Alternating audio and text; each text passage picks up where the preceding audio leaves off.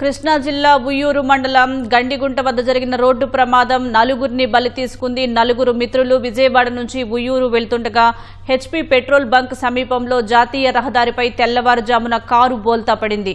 ఈ ప్రమాదంలో ముగ్గురు యువకులు అక్కడికక్కడే మృతి చెందగా ఆసుపత్రిలో చికిత్స పొందుతూ మరొకరు ప్రాణాలు కోల్పోయారు.